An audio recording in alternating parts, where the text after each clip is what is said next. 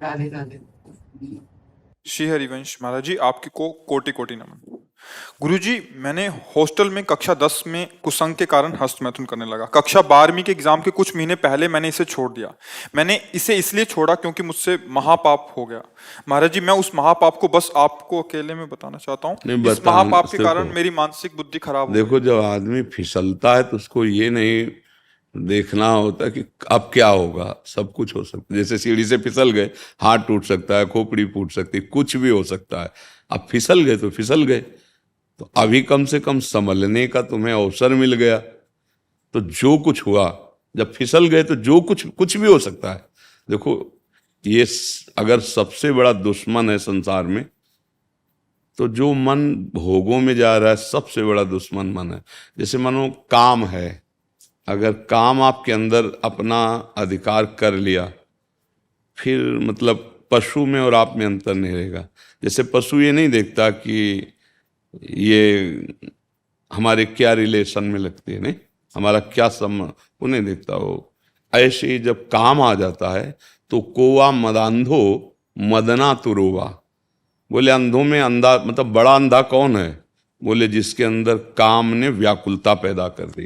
अब वो कुछ भी कर सकता है, मतलब अब उसमें ये कर सकता है, ये कर सकता है, ये नहीं, वो कुछ भी कर सकता है। आप समाचारों में सुनते हैं, लोक में देखते हैं, वो संभल नहीं पाए, काम ने अधिकार कर लिया, सर्वनाश कर दिया। तो वो तो बात छोड़ो, जो हो गया उसको तुम भूल जाओ। एक बुरा स्वप्न मान करके जो हम कह रहे हैं वैसे चलो। अगर वो तुम्हारी हालत बच्चा ऐसी, जैसे अब तुम्हारे चेहरे की तरफ देख रहे हैं, यही तो, इसी बात का तो हमारा दुख है कि हमारी नवीन पीढ़ी बहुत बुरी तरह बर्बाद हो रही। और डॉक्टर और सलाहकार ऐसे मिलते हैं कि वो प्रोत्साहन दे देते हैं कि फिसिटेशन क्या, फ्रस्ट्रेशन। हाँ, अब इसका अर्थ क्या होता है? तनाव तनाव तनाव। देखो इसका चेहरा कितने तनाव से युक्त है, और वो कह रहा है मैं ऐसी चेष्टा कर। तनाव मुक्त चेहरा जानते हो किसका होता है? जिसमें संयम होता है, जो सत्य मार्ग, वो तनाव मुक्त। मुख प्रसन्न तन तेज विराजा, कीन्हे रामचंद्र कर काजा। मुख प्रसन्न होता है क्योंकि भगवान भगवत कार्य में लगा है ना। गंदे आचरण वाला कभी किसी को देख लेला, उसका चेहरा ही ऐसा। अब कितनी नव किशोर अवस्था, बिजली की तरह शरीर में स्फूर्ति, एकदम चमकता हुआ चेहरा। ब्रह्मचारी के चरण ऐसे पड़ते हैं जैसे आग में पड़ते हैं, क्योंकि ब्रह्मचारी होता है। अब ये अवस्था ब्रह्मचर्यहीन करने की है। और ये कह रहा पहले से हम कर रहे हैं, इसीलिए हम जब ये विषय आता तो कहते भैया सावधान हो जाओ, ना ये डॉक्टर जानते हैं और ना तुम्हारे सलाहकार जानते हैं, तुम खुद बताओ। अब जैसे बच्चा, खुद देखो तुम्हारी हालत क्या है। जो बच्चे गलत चेष्टाएं करते हैं वो खुद देखें उनकी हालत क्या है। सबसे बड़ी हानि कि स्मृति जाने लगती है, उनकी स्मृति में दम नहीं रहता। दूसरी, शरीर के जोड़ों से, क्योंकि वो एक बहुत बड़ी शक्ति है ना, तो अब वो जोड़, वो कहीं एक जगह नहीं, जैसे कि भाई पित्त की थैली, ऐसे कोई ऐसा नहीं है, पूरे शरीर में आपके। वो जो ही ऐसी चेष्टा होती है ना, वो मंथन करता है, एक मनोवाह नाड़ी है। तो जैसे दूध से पूरा घी निकाल के मथानी अलग कर देती है ना, मंथन कर, ऐसे पूरे शरीर से वो पावर निकाल के बाहर कर देती है। एक मन अन्न अच्छा, स्वादिष्ट और बलशाली जब पचा लेते हैं हम, तब एक बार संतान उत्पन्न करने का वो शरीर में आता है, जिसे सप्तम धातु वीर्य कहते हैं। अभी बच्चे हैं, उनको तो पता है नहीं, उनको तो कुछ ऐसा लगा कि सुख है, बस किए जा रहे हैं, किए जा रहे हैं, और हालत ये हो रही। अच्छा, ये चर्चा ऐसी है, कोई करता नहीं। माता पिता बैठ के बता नहीं सकते बच्चों को। अच्छा, संत महात्मा क्यों ऐसी गंदी बात पे बोले? वो तो भगवान की चर्चा करेंगे, कोई कर। अब हमारे पास भगवत कृपा से जैसे बच्चे आए सब नए नए, तो फिर लगा कि इस विषय पर इनको ज्ञान होना चाहिए, इसीलिए वो यूट्यूब में डलवाया कि नहीं ये चीजें, बातें थोड़ी की, मतलब गंदी बातें कौन करे। हम राधा राधा बोले कि गंदी बातों का विश्लेषण करें, उसकी व्याख्या करें। पर लगा मुझे जरूरी कि अगर समाज का मंगल होगा तो पहले संयम आना चाहिए। हमारी जो नई पीढ़ी बहुत बुरी तरह बर्बाद हो रही, अब क्या, जैसे इसके मन में बैठ गया कि मेरे से बड़ा पाप हो गया, मेरे से गलती हो गई, अब ये टेंशन बढ़ता चला जाए और निर्णायक बुद्धि फेल हो चुकी है, तो फिर यही होता है कि अब तो आगे लिखा है महाराज जी, कई बार आत्महत्या करने की आ गई ना कोशिश बात, कर ली। देखो आ गई ना बात। कर हाँ लिया हाँ कोशिश। हाँ, आ गई ना बात। वही हम समझाते हैं, समझ में नहीं आ रहा, सबसे हाथ जोड़ते हैं, चाहे अच्छा अब पुरुष शरीर से तो ऐसे बात कर ली, लेकिन बच्ची उससे कैसे बात करेंगे? लेकिन ये दोष बराबर दोनों में है, ऐसा नहीं कि पुरुष में ही दोष है। अब चिड़चिड़ा स्वभाव हो गया, अब ड्रग्स ले रहे हैं, गांजा पी रहे हैं, नशा कर रहे हैं, मतलब क्या हालत हमारे बच्चों की हो रही है। आप देखो ना, माता पिता से ऐसे बात करते हैं जैसे नौकर से बात करते हो, धिक्कार देते हैं ऐसे, मतलब ज्यादा करे तो मतलब माता पिता को भी भय प्रदान करने वाली चेष्टा कर सकते हैं। अच्छा, मैंने सुना है कि अंग्रेजी दवाओं के जो डॉक्टर होते हैं वो भी इसको जो है हफ्ते 10 दिन के लिए मतलब लागू कर देते हैं। जो मतलब अंग्रेजी डॉक्टर भी कहते जो हैं कि डॉक्टर इसको भी करो, कहते हैं, कोई दिक्कत इसको करो कोई दिक्कत नहीं होती है। वो डॉक्टर मतलब एलोपैथिक में इसके लिए निषेध नहीं किया गया है। भैया अब हम कैसे, वो चीज उनको लोग प्रमोट करती अच्छा आप बताओ, ये बच्चा है, ये क्या बोल रहा है? अगर हमारी बात डॉक्टर की बात के विरुद्ध है तो इस बच्चे की बात सुनो, ये क्या कह रहा है। आप एकदम सत्य हैं। हाँ नहीं, हम नहीं, सत्य जैसे दो पक्ष हो तो फिर अब इसने किया है, अनुभवी है इस बात का। अब आप जो हम बोले कि अभी कुछ दिनों बाद फिर भावना बनने लगती कि सर लिखा है ना, तो ये बच्चे ने हालत कर ली ना, तो गलत है ना, गलत है ना, तो अब उस डॉक्टर को क्या कहोगे? आयुर्वेदिक में इसको मना किया गया है। देखो, जब आप संयम से रहेंगे ना और फिर गृहस्थी में जाएंगे ना, तो आपकी संतानें बहुत पुष्ट होंगी और आप एक सच्चे गृहस्थ बन सकते हो। जैसे आप, हम कई बार समझाया, उसको कैसे समझाए, हम तो किसान के घर हुए तो जानते हैं। जैसे गेहूं की फसल होती तो एक होता है, एक स्थिति आती है, उसको कहते हैं गलेत। गलेत का मतलब होता है अभी बाली निकल रही है और उस समय गेहूं की फसल काट लो तो ना ठीक से भूसा होगा, ना एक दाना मिलेगा, एक दाना नहीं मिलेगा। वो ये फसल है, काट दी। अच्छा, 1 महीना केवल रुक जाओ, पूरी बाली आ गई और दाना आ गया और पक गया। बोले कितना? बोले 80 मन। तो समझ रहे हो, आप 20-22 तक ब्रह्मचर्य रहो, फिर ब्याह करके गृहस्थी में जाओ तो इतना मजबूत हो चुके हो कि अब तुम्हें वो गिरा नहीं पाएगा, ये स्थिति नहीं आ पाएगी, मस्त रहोगे। तभी तो भाई गुरुकुलों में यही तो शिक्षा दे के गृहस्थ में भेजा, परिपक्व करके। अब देखो कैसे बताएं, अब तुम बहुत छोटे हो बच्चा और बहुत बुरी स्थिति अपनी कर ली। अच्छा, जैसे मान लो सलाहकार मित्र हैं, इन बच्चों के सलाहकार कौन? मित्र हैं, वो कहें हम लोग करते हैं।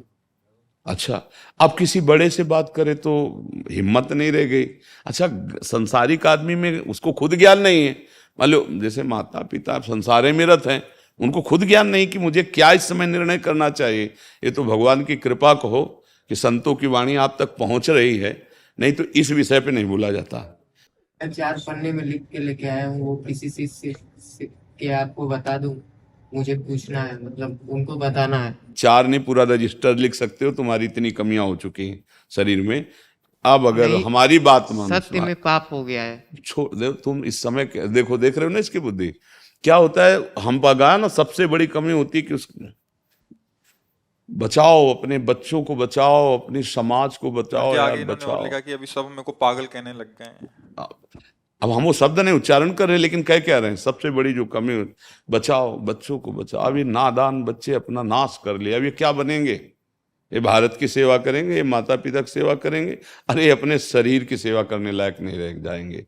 बस कैसे हम इस विषय पर क्या बोले। अब और नाम जप करो भाई, अब हमारे बस की तो बात है। अब हम जादू टोला तो जानते ले कि छू छा कर दे या कुछ ऐसा। सीधी बात, धर्म से, भगवत मार्ग से, शास्त्र संयम से चलने की चर्चा यहाँ है, यहाँ और कुछ तो नाम दवा जानते हैं।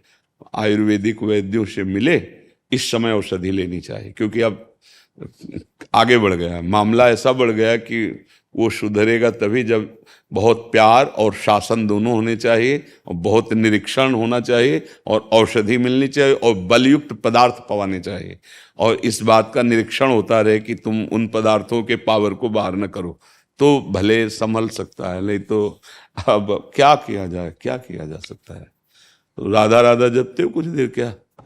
वैदिक षडाक्षर मंत्र शिव जी का जपते हैं चलते फिर। थोड़ा सा औषधि के रूप में जब अभी मंत्र जपने की योग्यता तब होती जब गुरु मंत्र ले ले और सच्चे आचरण से चले। बात समझते हो? ये वैदिक मंत्र जो गुरु प्रदत्त होते हैं उन्हीं से प्रभाव होता है। ऐसे नहीं मनमानी वैदिक मंत्रों को नाम जप करो और थोड़ा दौड़ लगाओ, थोड़ा दंड बैठक मारो और विश्वास करो हमारे वचनों पर।